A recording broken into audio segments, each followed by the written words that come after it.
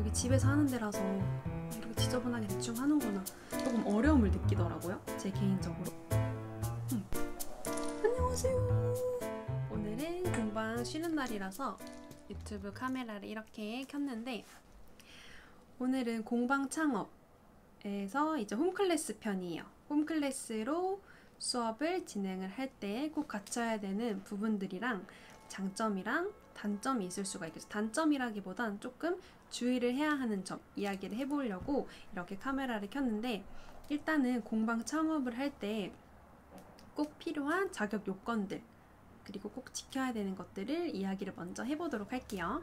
자, 첫 번째가 사업자는 꼭 내야 한다예요. 너무너무 기본적인 이야기지만 홈클래스라고 해서 사업자를 내지 않고 그냥 수업을 하면 되는 거 아닌가요? 라고 물어보시는 분들도 종종 계세요. 그런데 사업자는 등록을 꼭 하셔야 되고, 저 같은 경우에는 처음부터 그렇게 매출이 많지 않을 거라고 예상을 했기 때문에 간이과세자로 등록을 해서 진행을 했고, 업태는 교육 서비스업, 그리고 종목은 공방으로 해서 진행을 했어요. 간이과세로 등록을 해가지고 운영을 한다고 하더라도 1년에 한 번씩 부가가치세 신고, 그리고 5월 달에 종합소득세 신고는 꼭 하셔야 된다는 점 기억을 해두시고, 저도 처음에는 그 부분 하는데 이거 도대체 어떻게 하는 거야, 너무 어렵다, 부가가치세가 뭐야, 종소세는 또 뭐야, 이렇게 했는데 찾아보니까 하나도 어려운 점이 없더라고요. 일반 과세 같은 경우에는 이렇게 뭐 세무사분들한테 맡기는 경우도 있다고 하는데, 간이과세 같은 경우에는 제가 해보니까 다 스스로 직접 찾아서 하실 수 있는 정도의 난이도이기 때문에 그렇게 어려움은 없으실 거라고 생각이 들어요.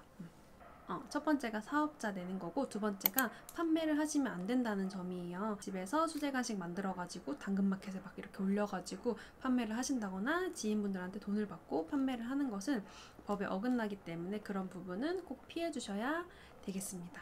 자, 그래서 정리를 해보면 집에서 홈클래스 운영할 때는 사업자를 꼭 내야 되고, 그리고 두 번째가 판매는 불법이다. 그리고 간이과세랑 종소세 신고하는 거 잊지 말고 꼭 해주시면 됩니다. 그래서 상가 내가지고 이렇게 진행을 할 때보다 홈클래스는 훨씬 더 간단하긴 하죠, 절차들이. 공방 창업을 했을 때 장점에 대해서 한번 이야기를 해보도록 할게요. 일단 첫 번째는 홈클래스로 공방을 시작을 했을 때 모두 아실만한 장점. 그렇죠. 월세를 절약을 할 수가 있어요. 절약이 아니라 따로 월세가 나가지 않기 때문에 이런 금전적인 부분에 관해서는 마음 편하게 운영을 하실 수가 있을 것 같아요. 예를 들어서 수업에 필요한 뭐 도구라든지 이런 거를 구매를 했을 때도, 만약에 내가 추후에 공방을 운영을 안 하게 됐다 하더라도 그 도구는 연습하거나 음식을 만들 때 활용을 해가지고 쓰시면 되는 부분이기 때문에 나중에 공방을 안 하게 된다고 하시더라도 금전적으로 피해를 보시는 부분은 없을 것 같아요. 저는 항상 생각이, 뭘 하든지 마음 편하게 해야지 더 같은 일이라도 더 잘 된다고 생각을 하거든요. 그래서 홈클래스의 장점 첫 번째는 월세가 나가지 않기 때문에 금전적인 부분에 대해서 마음 편하게 운영을 할 수 있다라는 점인 것 같아요. 그리고 두 번째 장점에 대해서 이야기를 해보도록 할게요. 두 번째 장점은 내가 이걸 진짜 하고 싶은 일일까? 라는 거에 대한 고민을 조금 더 해볼 수 있을 것 같아요. 내가 어떤 부분에 중점을 맞춰가지고 운영을 해야지 나랑 정말 내가 진짜 행복하겠구나 라는 것을 홈클래스를 진행을 하면서 조금 더 느끼실 수 있을 것 같다라고 저는 생각을 해요. 경험을 이야기를 해드리자면, 공방을 오픈하기 전에 나는 누구를 가르치는 걸 잘 할 수 있을까? 그게 내 적성이랑 맞을까? 약간 그런 거 고민을 많이 해봤어요. 내가 좋아할 것 같은데? 라고 예상은 했어도 직접 했을 때 느끼는 거랑은 확실히 다를 거라고 생각을 해요. 저는 뭐 아이들을 막 보살피거나 이런 것보다는 수업을 하면서 느끼는 보람이 더 크더라고요. 그래서 나는 나중에 상가를 오픈을 하더라도 애견 카페를 운영하면서 수업을 하는 것보다 1층에는 수제 간식 판매만 하고 2층에서는 수업 위주로 공방을 운영을 해야겠다라는 그런 운영 방안이 조금 더 구체화되는 것 같더라고요.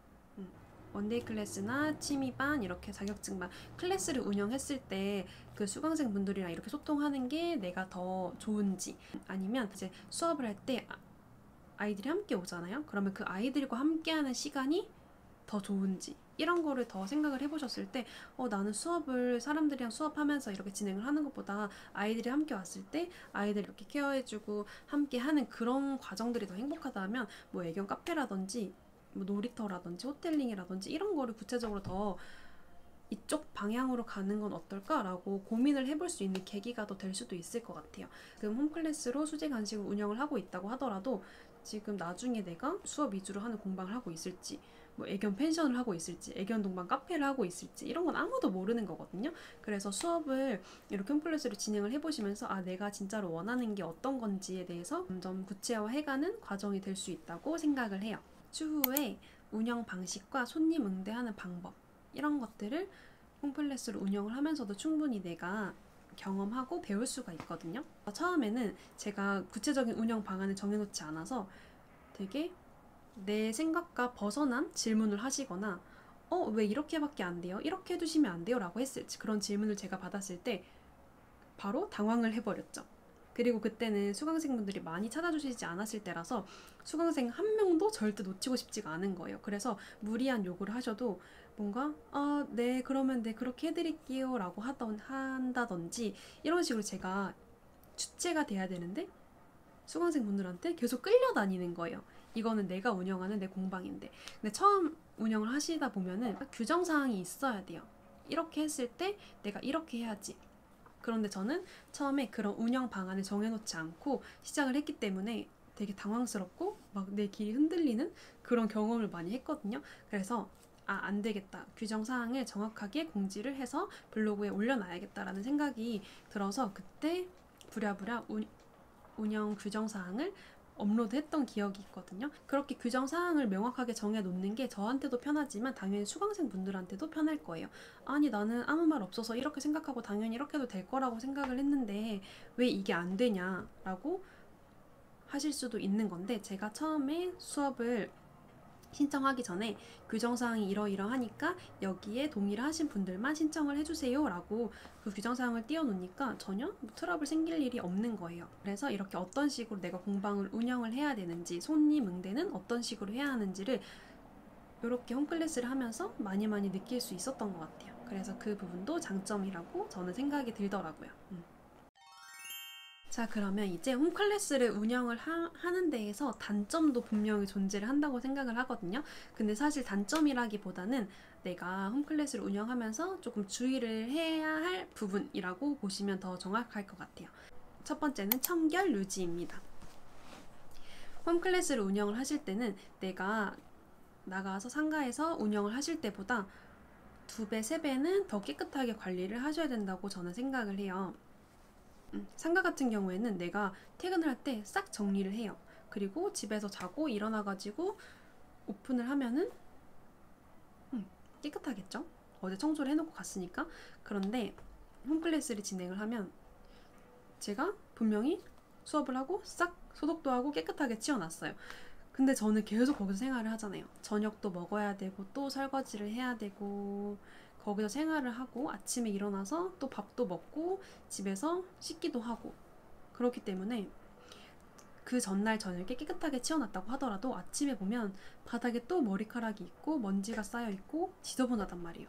그래서 항상 아침까지 수강생분이 오시기 전까지 저는 계속 바닥 청소기 돌리고 바닥 닦고 화장실 청소 깨끗하게 하고 지저분한 물건은 다 넣어놓고 상가를 운영을 하실 때보다 2배, 3배로 더 신경 써서 해주시는 게 더 맞는 것 같아요.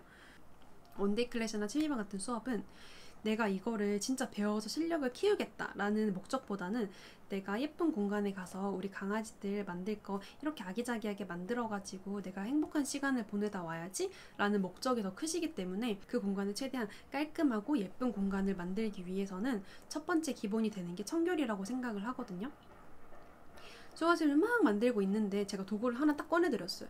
근데 거기에 고춧가루가 묻어있다든지 설거지가 잘 안 돼 있다든지 하면 여기 집에서 하는 데라서 이렇게 지저분하게 대충 하는구나 이런 생각이 더 들 것 같아요. 그래서 저는 웬만한 상가보다 깔끔하게 그리고 안에도 인테리어적인 부분도 신경을 많이 썼었던 것 같아요. 청결을 유지하는 거 꼭꼭 신경을 써가지고 운영을 해주셨으면 좋겠습니다. 자, 그리고 이 두 번째 말씀드릴 주의할 부분도 청결이랑 관련이 있는 내용인 것 같은데, 내가 집에서 개인적으로 쓰는 물품이랑 공방 운영을 할 때 쓰는 물품은 확실하게 구분을 해두기입니다. 그래서 저는 집에서 쓰는 도마, 그리고 공방 운영할 때 쓰는 도마, 그리고 칼도 마찬가지고 조리 도구를 완전히 분리를 해놨어요.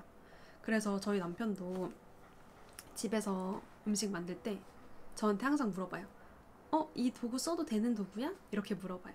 왜냐하면 사실 깨끗하게 설거지하고 하면 상관없는 거 아니냐라고 말씀을 하실 수는 있겠지만, 저는 따로따로 해가지고 하는 게 맞다고 보거든요. 그래서 개인적인 물품이랑 공방 물품은 웬만하면 구분을 해가지고 이렇게 운영을 하시는 게 훨씬 청결을 유지하는 데 많은 도움이 될 것 같아요.